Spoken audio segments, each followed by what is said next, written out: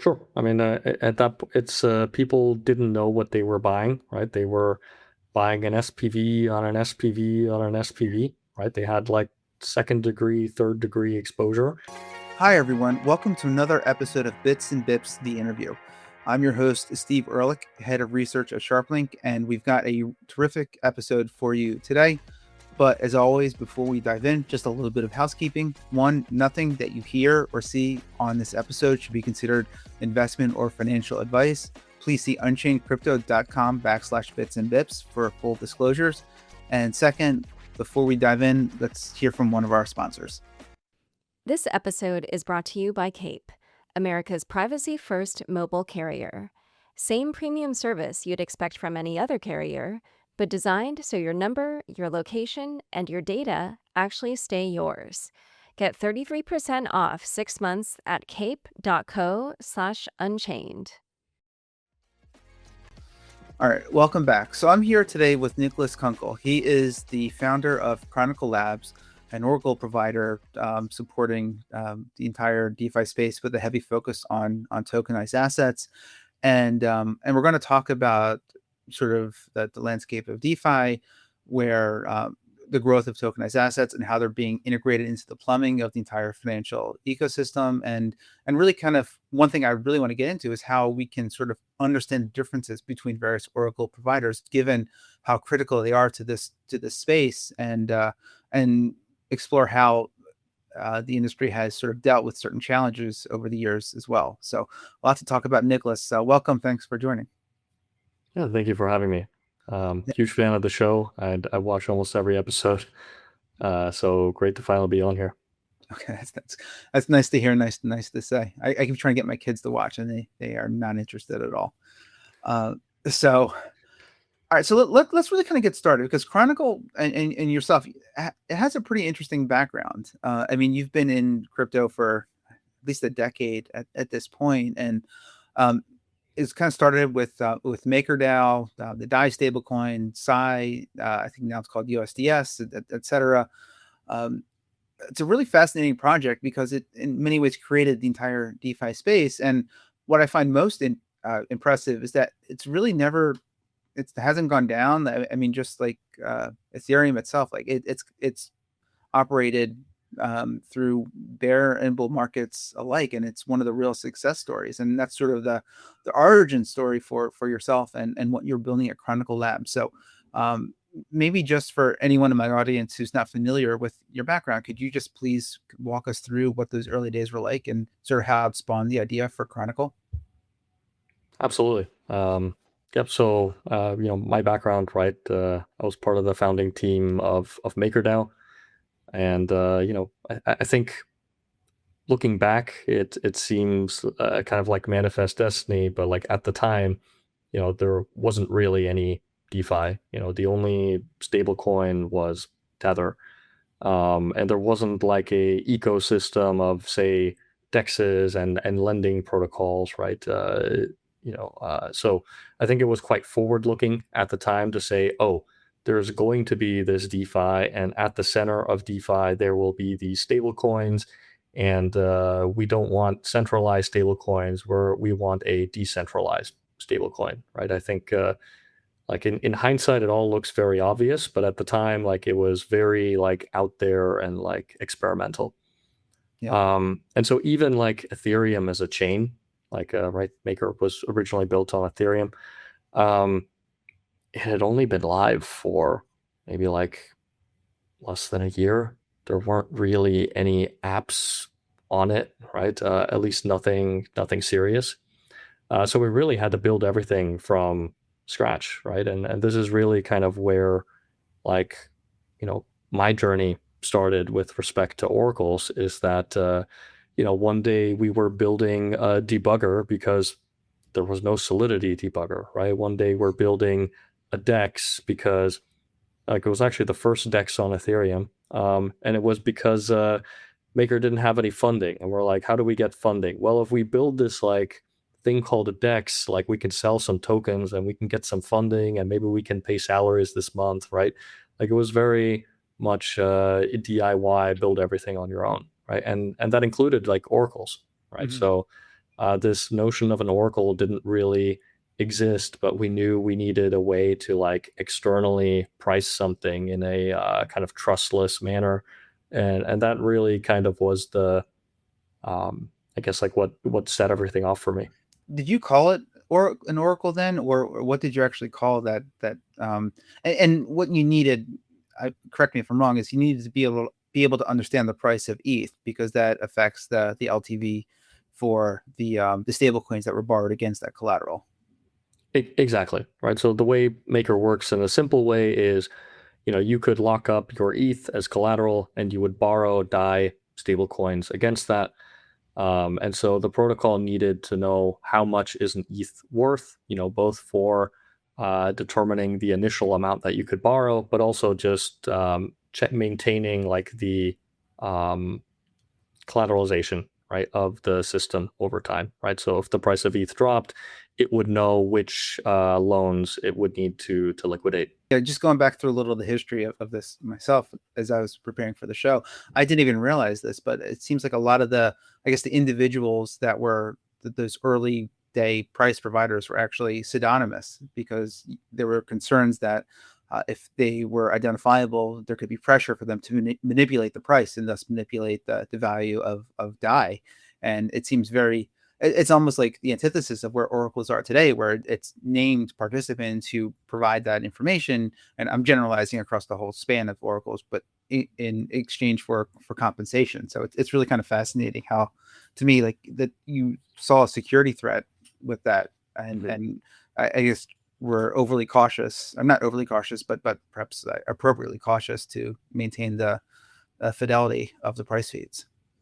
Sure. I mean, when you look at a DeFi protocol, right, the Achilles heel of any DeFi protocol is its oracle, right? It lives and dies by its oracle. If an oracle prints that ETH is $1 trillion, anyone can just go and drain all of the liquidity out of any lending market, out of any credit protocol, right? Similarly, if the oracle reports ETH is 0, you can liquidate all of the ETH positions, right, in a lending protocol, right? And you could potentially trigger, if you're looking at the likes of Aave and Sky, you could potentially trigger like a liquidation cascade on ETH, right? That has far more second order effects than just the on-chain liquidations.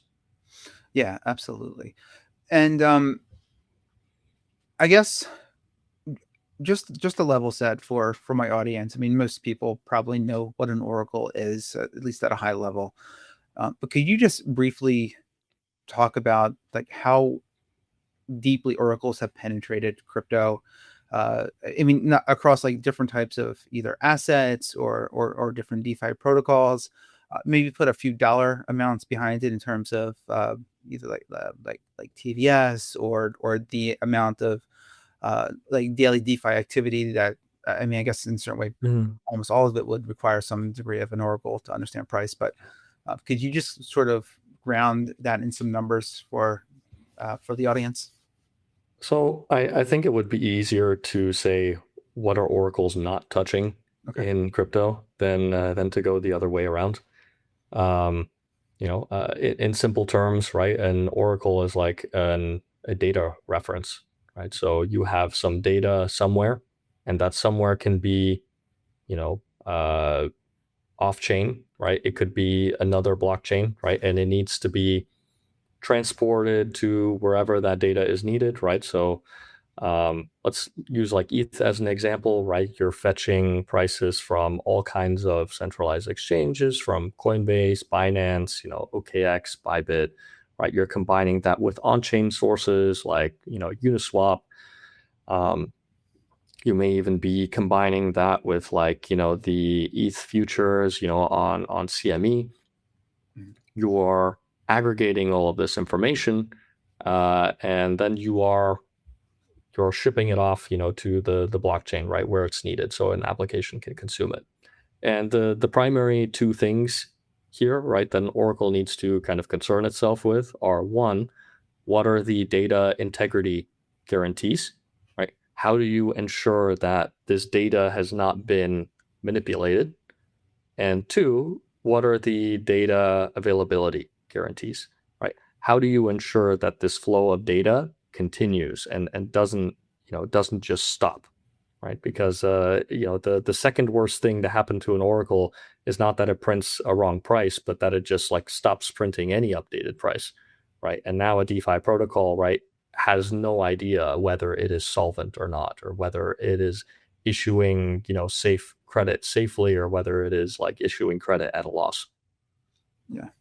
And that's I mean, all those points make a lot of sense, and I think anyone that's followed the DeFi space over time has seen some of those concerns or risks really come to reality. I mean, we can talk about a few of the various sort of issues with price, from like the Mango Markets exploit, which was a quote unquote very profitable trading strategy, to even what happened on 1010, when I think it was, what was it, like USDE price was different on Binance compared to other exchanges. And I think those two events are very different, though. Finding ways to have accurate pricing, but also harmonize it across like various platforms and stuff. So there's not those like there's not those sort of hiccups that can lead to liquidations, etc. It just underscores the importance of the work that you guys do. So let's talk a little more about Chronicle Labs in particular, because one of the things I found really interesting about your company is how you really focus on RWAs now, and in particular, making sure that when someone buys a tokenized asset, they can be sure that the asset, the underlying collateral, is actually there, like maybe at the DTCC, or just it's not a token that's minted out of thin air. So can you talk a little bit about what you guys do and sort of the problem that you're trying to solve? Sure. So I don't think it's actually our iterating, right, and expanding into tokenized assets is really all that surprising or different from what we previously did. The role of an oracle is to preserve the integrity of DeFi. And when DeFi was just using kind of crypto native assets, right, like a Bitcoin or an ETH, that was actually relatively simple, because the protocol, right, was holding on to the actual asset. Mm-hmm. And so it just needed to know how to price that asset.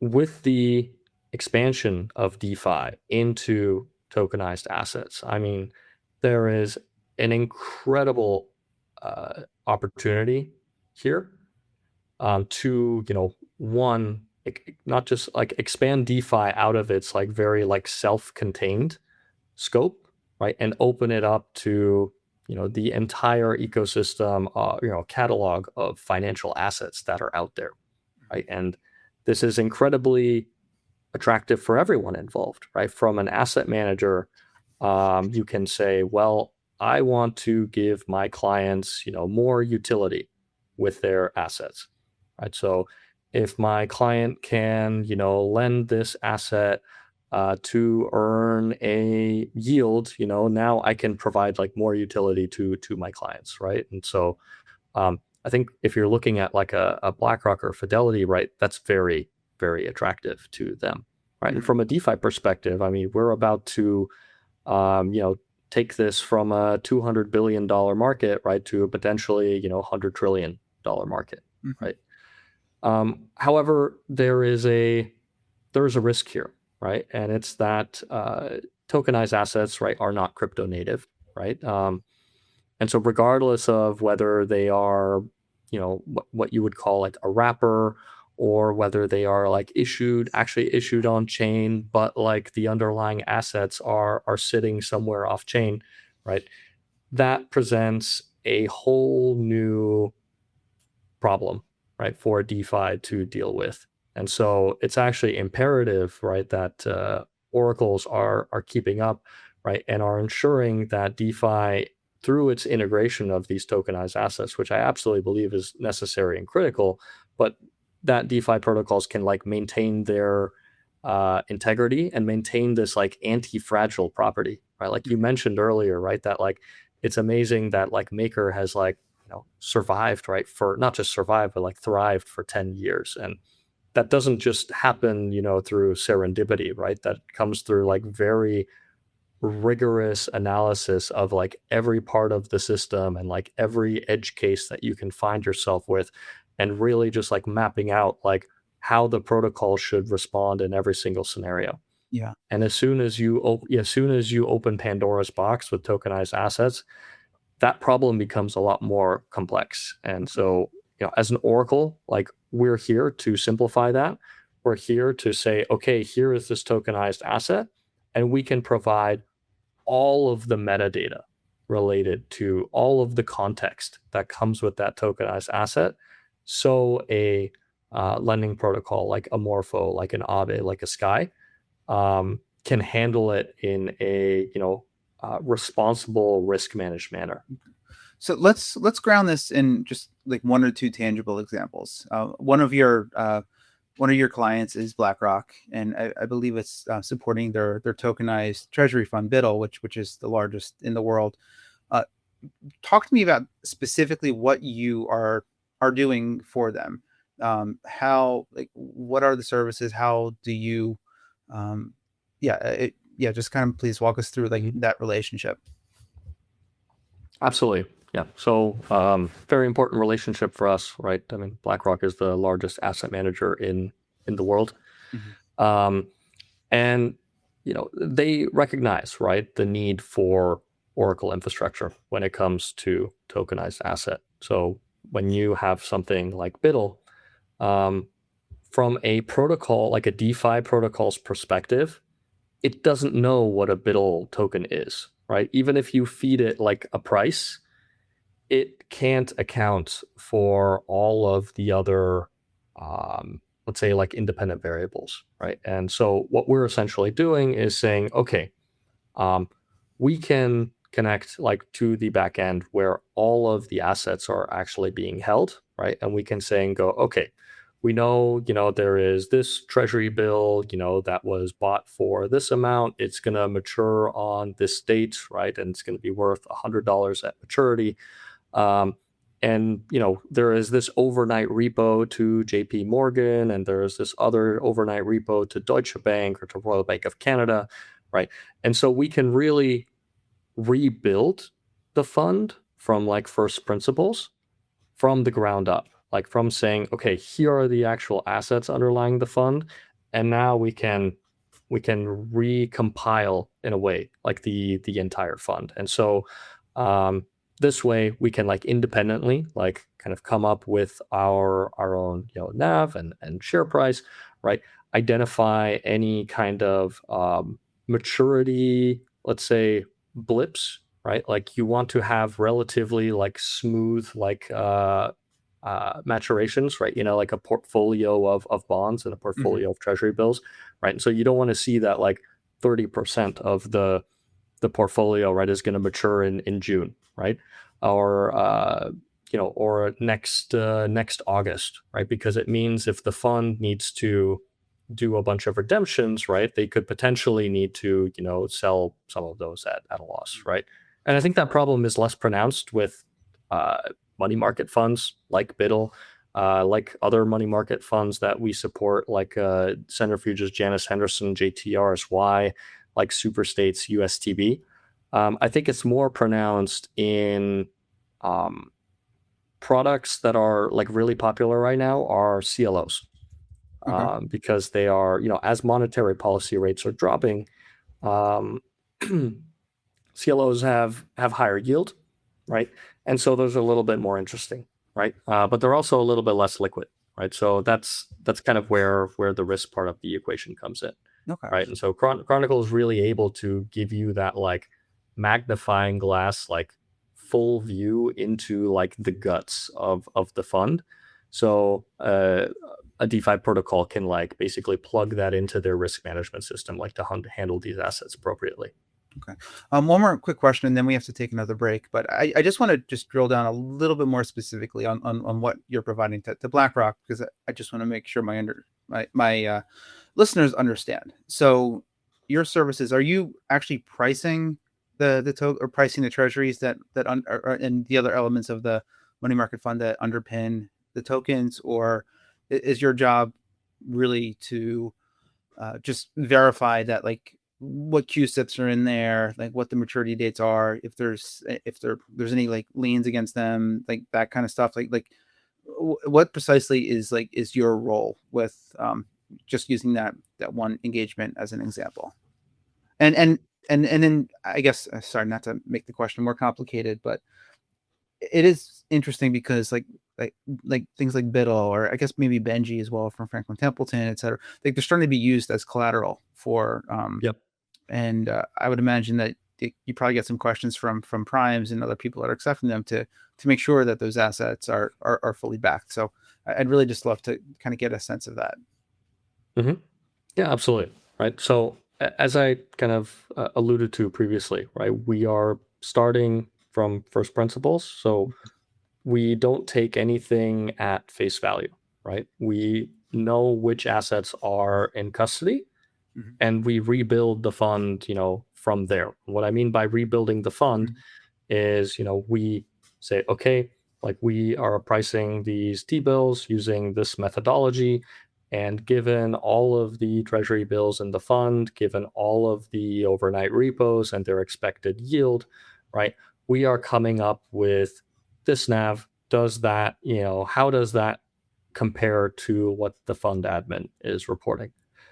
How does that compare to, how does the yield that's being reported compare and contrast to the yield that we are, calculating, right? So, I wouldn't I think the way to um, think of an oracle's role in tokenized assets is more of a neutral reconciliation Okay. agent, right? Because in traditional finance, you have all kinds of conflicts of interest, right? And so there is this separation of roles, right? So when you have like a fund, right, it's certain parties, someone will be a fund admin, someone will be a custodian, someone will be like a transfer agent, but you usually don't see like a lot of overlap in these roles, right? Take BNY as an example, right? BNY is one of the largest custodian banks in the world, right? Is the custodian for BUIDL, but then on a different, product that we support for securitized stack, right? BNY is the sub advisor on that, right? And so they're acting like in this fund admin capacity. Mhm. And so it's kind of the same in DeFi, where if you have a lending protocol and there's a risk curator and there's an oracle, um, you don't want the issuer of a tokenized asset to also be the one that is like reporting like the pricing data into a market, right? The same way you don't want like a risk curator of the market to also act as the oracle. There needs to be like this separation of duties, right? And so the oracle, right, really nestles in nicely into being able to be like this neutral arbiter of like, these are the facts relative um, to this tokenized asset. And so whether those are, I think it's important, right, that you're not just doing Simon says, right?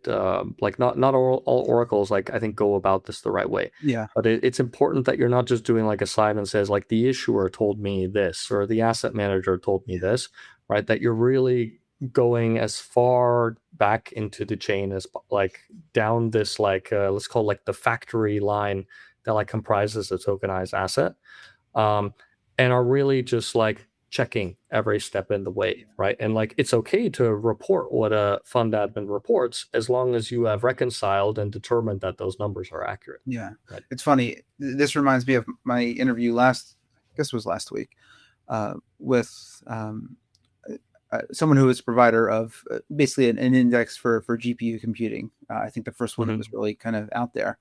And she told me that she's been getting flooded with inquiries from like perp DEX providers that want to make markets. And they asked her if she would be willing to sort of make a market on her index. And she flat out said no, because of the perceived conflict of interest in, I mean, not that she would, I guess, try to manipulate the price for the index to go up, but certainly the ability could be there for someone who was perhaps a little less honest.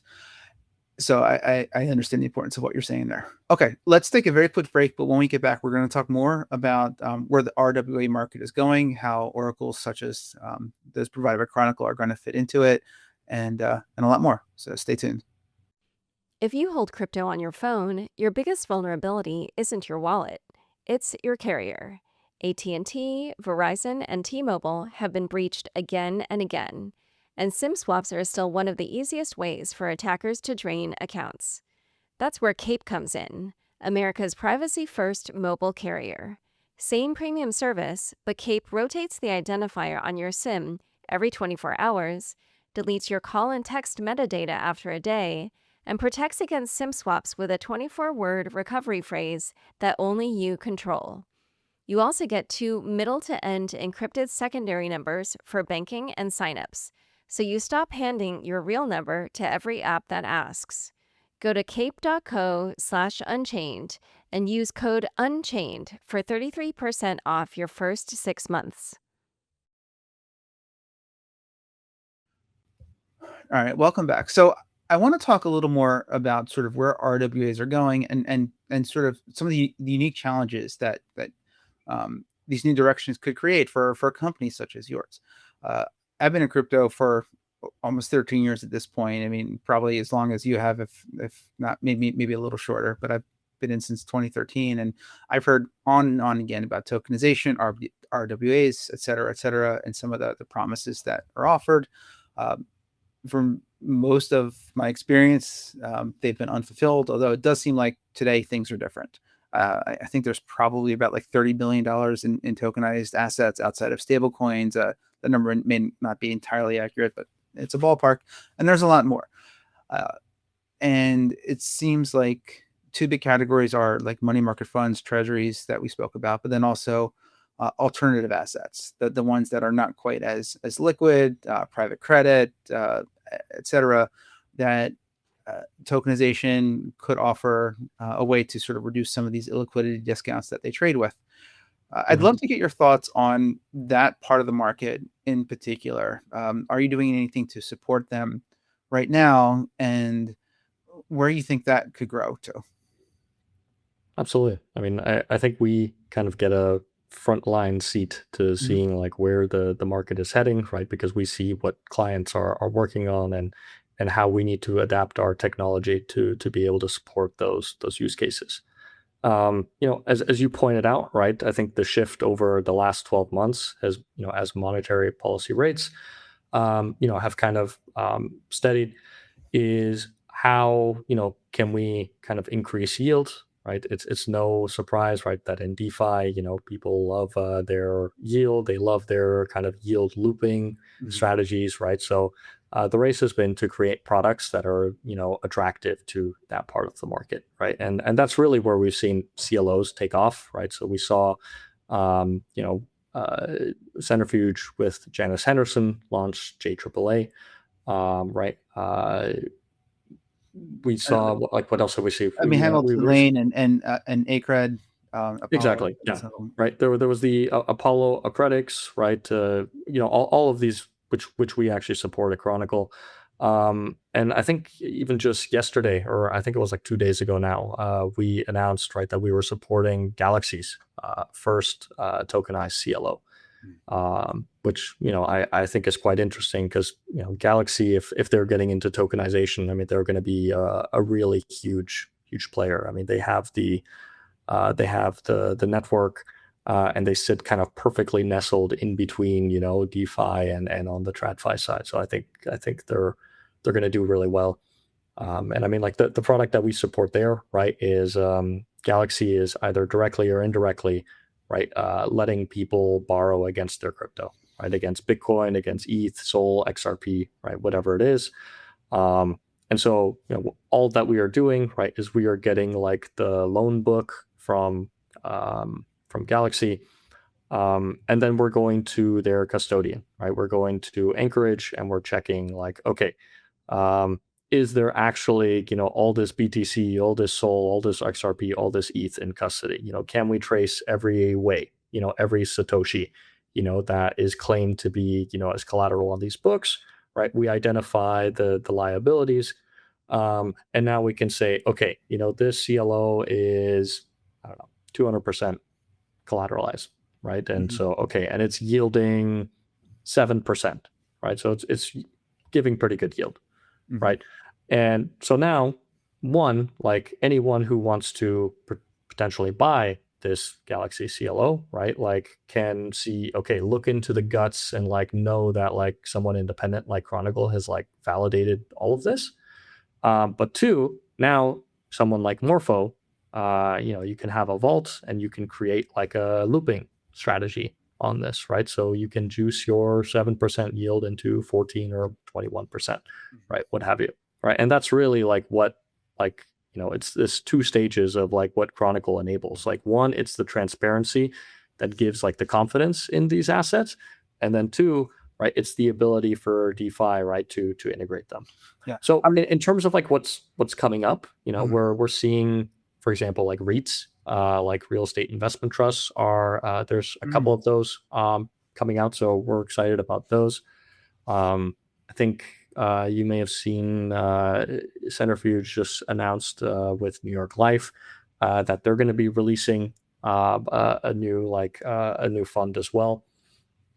I think kind of equities right now are really hot, and I think it'll take a while to get there, right? Like you were alluding to before, right? That there's like all these promises, and some of them have panned out, and some of them haven't. I don't think it's a matter of it doesn't pan out. I think it's more a matter of just like it needs more time than anyone thinks it does. But like the promise is huge, right? Like if you have some stock, if you have Tesla stock and you want to go borrow against your Tesla stock, like your broker is going to charge you like very high single digits, low double digits, right? Versus in DeFi, I mean, if you're going to lend these things with I don't know, LTV of like 30% or something, right? DeFi will like offer you like mid to high single digits on this stuff like all day. Like if you look at what do you get for lending USDC?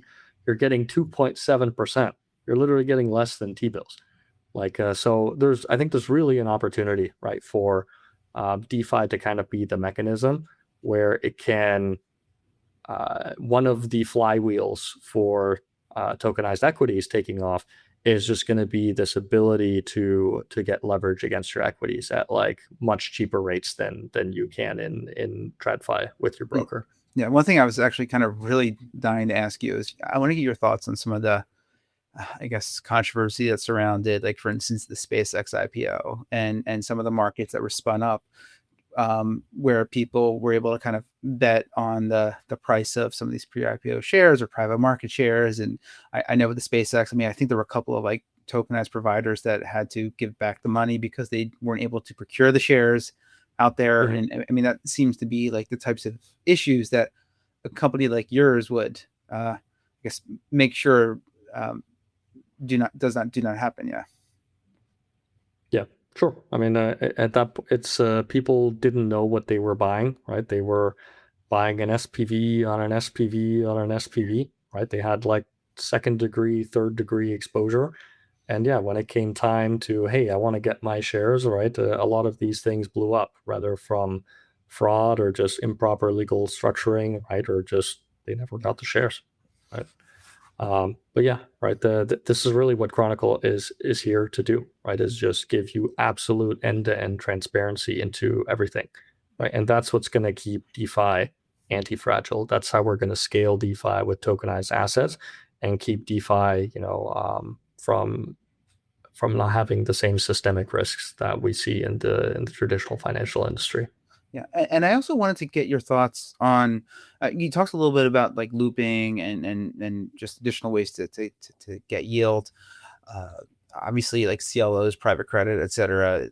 There is the promise, I guess, to make more money, even though the industry is a little under assault in recent months. But like I said, I'm really interested in your thoughts on what happened with the KelpDAO account, and in particular how it affected Aave. because I wouldn't have to like Mhm. rehash the entire story of what happened. I would imagine just about everybody listening and watching knows or could quickly look it up. But because of like the unbacked wrapped ETH or whichever one it was, the markets basically froze up. I mean, I know Avi had one big liquidity pool. Morpho is more segmented, et cetera. So I get that there's some design differences, but it led to some very hard decisions. It led to, I mean, I'm not again getting into what happened with Arbitrum and what they did to freeze certain funds, but it led to, it exposed a lot of cracks in DeFi infrastructure. And Yep. one saving grace, I think, is that it was primarily contained within crypto. For everything that happened, as bad as it was within crypto. But if people are going to start using tools such as yours to deploy looping strategies across DeFi with like actual real world assets, not just like derivatives of ETH, that could become very, very problematic, especially with assets that where, like, for instance, the spot price may not be the liquidation price. I actually wrote a story when I was at Unchained on ACRED in particular. I noticed, I think, a mistake in some of the marketing material where it's an interval fund, which means you're not supposed to be able to get out your money. You can only get out your money on a quarterly basis, and they can cap the redemptions. Sure. And I think there were some discrepancies inadvertently on the marketing surrounding that. But it just shows the danger of these types of products when people are just thinking about dollar signs. And I'd love to just get your thoughts on kind of what are some of the lessons learned for your business from that one exploit in particular. I mean, I think it's very simple. I think what people fail to recognize is that all of these interop protocols, like a layer 0, right? Like a Chainlink CCIP, that's an oracle.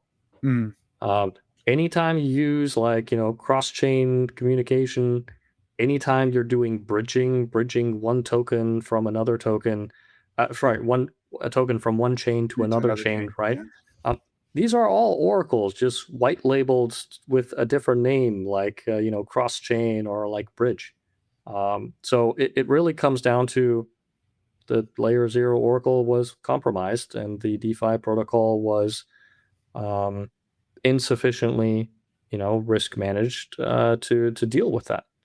And so it doesn't really call into question like, oh, oracles are bad. No, you need oracles, right? But you need to be very careful about which oracle you choose, and when you're deciding, oh well, this one like costs a little bit more, right? I'm going to go with the cheaper one. You need to understand like the choice that you're making, that you are directly trading security, right? Security of your users, of their funds, of the ability, the existential risk of your protocol or your company, right? To save a few bucks, right? And like I think you know the bad players, right, get weeded out over time, right? And you see like players like Chainlink, like Chronicle, right, that have the Lindy, right? We've gone, I think, not quite 10 years. I think we launched like the first oracles on Ethereum in May of 2017. So come May next year, we'll be celebrating 10 years on chain without a single oracle hack, right? And that's right. That's like what you don't see, right? That's in like the marketing material, is just like this, because you don't luck your way into 10 years, without an incident, right? That comes from a culture of just extreme delusional, psychotic like focus on security and durability. Mm-hmm. Um, how do you? I'm curious, and forgive me, I may not just be familiar enough with your business model, but how do you account for something like that, like a token that, like for instance, a BUIDL token, and I know I think it's based on Ethereum, but I don't know if it's available on other chains or not. Maybe, but like, how do you make sure that if certain tokens need to be able to move cross chain or even like across like L2s, for instance, that Mhm. like what would you do if somehow somebody was able to um, trick layer 0 or one of those connectors to mint unbacked tokens? Like how would you handle something like that for one of your So, clients? so on the lending protocol side, so I'll just use Aave as an example here because we're talking about the KelpDAO incident. Mhm. But this goes for any lending protocol. They need to have, circuit breaker safeguards in place, right? And whether they are getting that data on their own or whether they are getting it through an oracle, they need to have those risk systems in place, right? So in the KelpDAO incident, right, uh, an attacker, right, was able to convince the bridge, right, that with this false message to unlock the locked KelpDAO, right, on Ethereum, right. That shouldn't have been unlocked, right, because the corresponding kelp on the source chain, right, was not actually burned, right, to do this.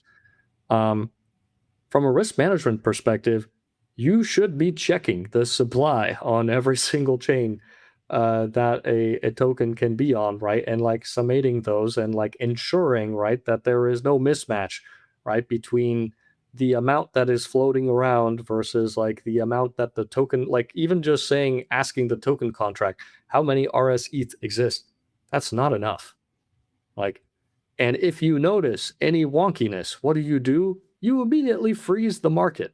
You do not allow anyone to, uh, you know, uh, have the protocol take on any more risk, right, by taking on more debt against these assets, nor do you allow anyone to like repay and like take stuff out, right, until like this whole mess is sorted. You just pause. Yeah. And it's just, this has nothing to do with tokenized assets already. This is just like a slightly more complex, let's call it like a DeFi asset, right? And we're already seeing lenders struggle to keep up with the complexity of that when the risk management solutions are quite simple, right? And so when it comes to tokenized assets, the complexity of this just becomes, exponential, right? And so, yes, it's on the oracles, right, to develop the ability, right, to get all of the required data, all of this metadata, all of this context, right, compile it so it can plug into the risk management systems of these lending protocols. But it's the onus is on the lending protocols, right, to take that risk management seriously, right, and to create these, not like a phone call or there's like an alert that goes off or something. That's already too late. Yeah. It needs to be real time, automated, and triggered by data that is provably correct. Mhm. What do you see as the biggest areas of growth for your business in the next, say, 5 to 10 years? I mean, it's hands down tokenized assets. I mean, Even within like the dissonant tokenized Sure. assets, like Okay. particular asset classes. Let me paint you a picture, right? Okay. So today, Chronicle secures just under $15 billion across DeFi and tokenized assets, right? So we're not quite at Chainlink level, but we're 5 times larger than say like a Bith or a Redstone, right? It's not even close. And within that business, right, about 10 billion of it is pure DeFi, and 5 billion of that is tokenized assets. Those 5 billion in tokenized assets, we have done that over the last 18 months. Like we didn't release our tokenized asset oracle till January of 25. Right? So that is easily by far, right, the fastest growing part of our business, and I expect that by the end of the year, frankly, the tokenized asset business will be bigger than our pure DeFi business. On that front, to me, it has to be the equities. The like there is there are problems that you have with funds that you don't have with equities and vice versa. And I think there's like a kind of like step function kind of here. Like you're not going to see very like gradual incremental growth. I think you're just going to see like huge like S curves, like localized S curves like play out. Like I'll give you an example, right? On the money market fund side, right? Like these have existed for a while now. People, we know people in DeFi love to do their little leverage loops and stuff. One of the problems, not just with money market funds, but like with these CLOs and like other types of funds, is the redemption ability, right? You touched on this earlier, right? With the ACRED product, like, okay, you can only like redeem on a quarterly basis, right? So there's kind of a problem here where you can get into the position if you want to build a leverage position. You can enter it very easily, right? Lock up your ACRED, lock up your JAAA, lock up your BUIDL, your USDBs. You borrow against them. Great. And then you just go and you buy more of that initial asset, right? And so you can enter a position extremely efficiently. The problem is when you want to unwind this whole thing. In DeFi, we have like a flash loan, right? You take out a flash loan, you repay your whole debt. You can now withdraw your entire collateral, and now you can sell your collateral on a DEX, and you use the proceeds from selling your collateral to repay the flash loan, right? And that's that's an amazing superpower that DeFi has. However, now when it comes to the underlying, if the underlying asset is not something that you can just sell on a DEX, right? There's like millions of dollars of liquidity for, I don't know, some private credit product or for some like CLO on a DEX. Well, what do, right? Someone needs to essentially like offer a like redemption facility, for a fee, right? And essentially take on either directionally take on that like underwriting that risk, or like find ways to hedge that on the other side, right? And so that's still been like a really big piece that's missing. But like just recently, for example, we saw Grove, who shout out, a great group of guys. They just did their TGE a couple days ago, so cool. They launched a new product called like Grove Basin. And essentially, like for right now, they're just supporting money market funds, like BUIDL, like Centrifuge, and Sanderson's JTRSY. But they'll now basically they have $1 billion like credit line from Sky to just in kind, allow you to redeem your JTRSY or your BUIDL for USDC, right? And so now you can exit these positions extremely efficiently. And, not having to go to like the issuer and do stuff, like paperwork stuff or do stuff off chain, right? It's all just in a transaction, right? Completely composable, one transaction, right? DeFi at work. Yeah. Right. Okay. And so that's it. It takes like new utilities like that just unlock like the ecosystem. Like it's like a bathtub like filling with water, right? Yeah. Like there's only if the bathtub is this size, there's only a certain amount of water that can fit into it, right? As soon as we like open up like these new primitives, now all of a sudden the bathtub is much bigger, and it'll fill up with water like immediately. I mean, greed is ever present, right? If there's money to be made, money will find a way. Okay. We're just about at time, but I have one more quick question I want to ask you. Tokenized assets are clearly a growth area, but we are starting to see some issuances directly on chain without an underlying like more traditional asset backing it. I'm just curious your thoughts on that and how you might account for it moving forward.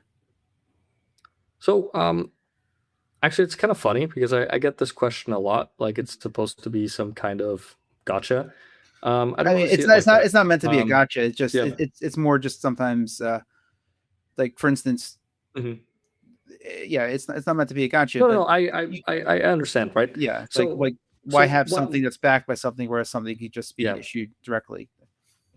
So one thing I want to say, for example, is you can have on-chain issuance where the assets are still like custodied off-chain, right? So an example of this is the new BNY Bailey Gifford product that was like just announced recently, where it's issued natively on chain, right? But the underlying loans, like in the fund, right, are still off chain, right? And so those will still require what I kind of consider like the very standardized like Chronicle proof of asset Oracle. Mhm. Now, you mentioned specifically, right, funds that are issued on chain, right, where the components of the fund are also on chain. Like, Right? for And instance, so, like JP Morgan just announced they're going to issue a money market fund on chain.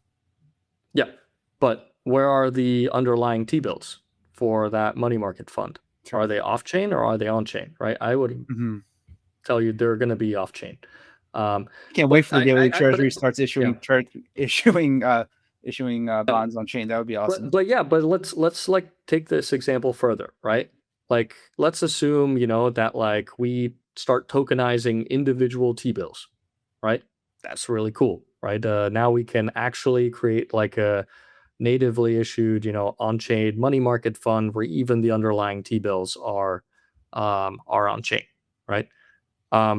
But you still now have the problem of like, okay, well, I know that the money market fund is composed of these, on-chain T-bills, but how do I know that these on-chain T-bills are actually legit, right? Mhm. And so it just becomes like the recursive problem of, again, I need to like go back and like now I need to have And like proof of asset for yeah, the underlying T-bills all you over still again. need to find that source of truth, I guess, one way or Yeah, another. exactly. Okay. All right. Well, we need to end it there. So yeah, Niklas, thanks so much for joining. We'll have to have you back again.